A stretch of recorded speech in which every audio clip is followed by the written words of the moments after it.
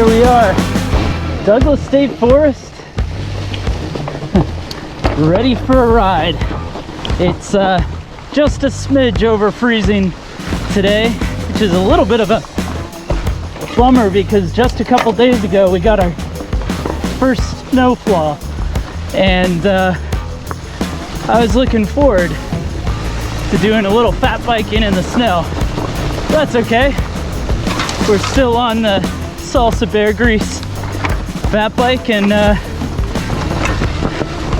tell you what, it's gonna be a great ride.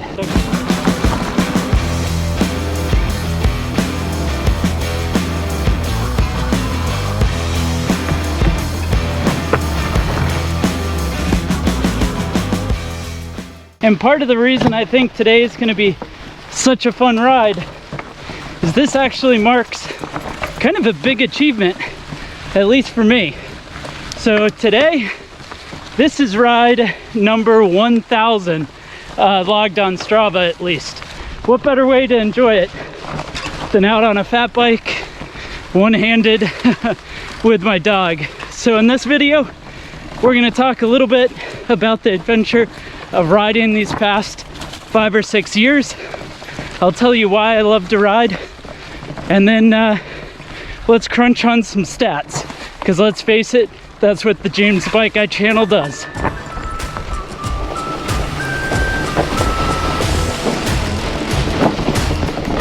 All these leaves cover up the peaks and valleys of these rocks, but boy, are there a lot of them here. Whew. All right, navigate this here. Kind of want to go off to the left, sort of where my dog is going, and then up we go. The big 4-inch tires sure are bouncy over stuff like that.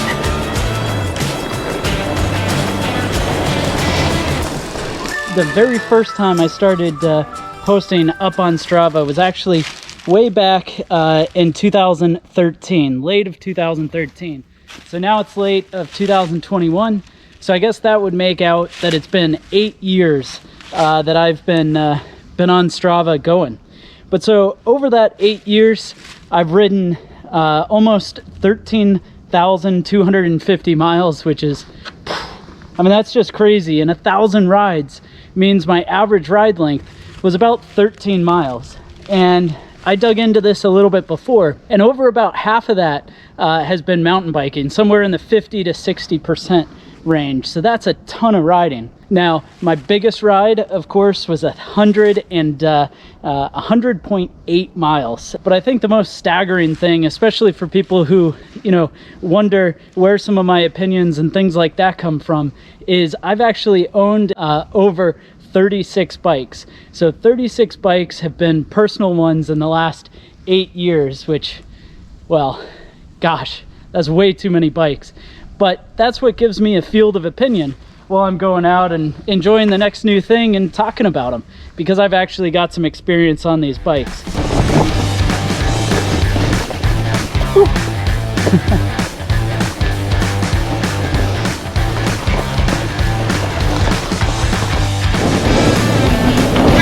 Look at this. Yeah, what a gorgeous place to ride. Absolutely beautiful.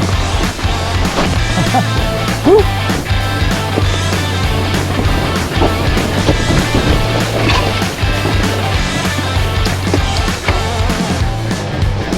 So thinking about the last 8 years on this ride, I think I've got a couple influential bikes as well as bike rides that have really helped me out over the time.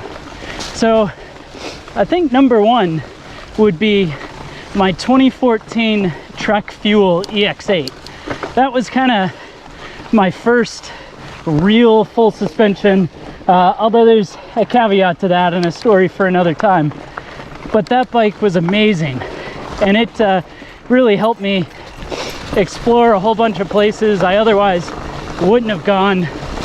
And I just had a downright blast on that bike, upgraded it, really enjoyed it. And then on the road side of things, I think the most influential bike would have been the first Parley I had. So I had a Parley Z5i, internal cable routed Z5. That was just so nice. It was incredible. And this bike really opened me up to see what it was like to do a really big year. You know, get thousands of miles on a road bike, really get into some of the best fitness that I think I've ever really had. And that bike transitioned me into a S-Works Roubaix that I had right afterwards, my first disc bike. And you know, a little bit of me would say if I could go back and buy another Parley Z5i, I would, just to relive the glory. Now, I've had a lot of Parleys since then. I still have one now, and truly I believe they make some of the best road bikes available. But then for big bike rides, I mean, I've got a couple. So the first would be, I was out in Morgan Hill, California, and got to stay a weekend up there, and I actually borrowed a bike from Specialized. This was right after their first generation Specialized Diverge came out, and that Specialized Diverge had disc, it had Di2, so electronic shifting, carbon wheels, just everything you could ever dream about. And I got to take that bike for a ride with one of Specialized demo truck drivers at the time. He now does some other stuff, but we went over Mount Madonna, which had a 1,400-foot climb, the biggest climb even to date that I've ever done, but a 1,400-foot climb, and then get to go out to the Pacific Ocean. So being an East Coast boy, that was such a great adventure. And Mount Madonna it's a gravel pass. It was just among the most incredible rides I've ever done. And the next year, I actually decided to do my first solo century. So I'd done a century once when I was a teenager, but my first solo went out. I had it planned out and just was waiting till the right day. I woke up early one day, got saddled on the bike, and off I went. Did 100.8 miles all on my own. Absolutely grueling, but an accomplishment I wanted to do.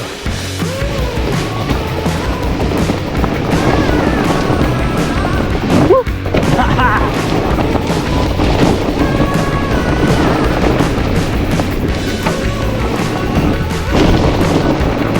Woo!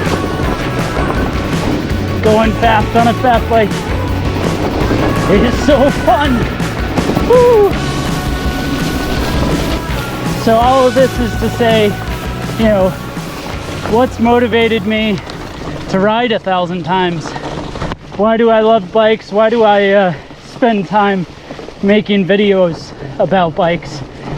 Well, I think a lot of that has to do with the impact that a bike can have on somebody. And that impact can be pretty huge. Now, we all know people who have ridden bikes who've lost a ton of weight. We all know people that have used bikes for, you know, maybe a way to, you know, help with mental health or find community or find fun. And I think all of those are really the reason that I ride a bike. You know, this past year, I spent 45 days down in Florida while a family member unfortunately passed from COVID. And in the process of that, I got to bring a bike down, and it was like the most powerful and the most beautiful way to do something other than mope. You know, I've met so many friends, so many long-term friends, riding partners, you know, college, high school, work, all those things from cycling. And in fact, you know, I credit a whole heck of a lot of my livelihood to cycling. From pretty much teenage on, I've worked in and around cycling in general. And you know, helped get me where I am. So things like the community finding some fitness, you know, even if you don't do it as much as you used to, you know, finding fitness in cycling is really fun. And it's also one of these things where you can tangibly, you know, touch, feel, change. You know, you can upgrade, you can, you know, play with a different bike and it rides differently, and you can really niche down to what feels great for you. And that whole piece is inclusive, right? So even though you might just specifically like a certain type of riding, you're still a bike rider, you're still a cyclist, if people use that term anymore. But you know, bikes are inclusive, and bikes are a great way to have fun, get fitness, be more mentally clear, and give you a way to find a sense of community. And seriously, I think that's what it's all about. So I hope you do too, and I would really love to know your thoughts on, you know, why do you ride, down in the comments below. I'd love to read through them. I'll make sure to respond to everyone, or at least as many people as I can. And at this point, I think my pup and I, well, sun's coming down and we got to keep finishing this ride. But from here on out, we're on to, you know, ride 2000. So cheers and happy pedaling.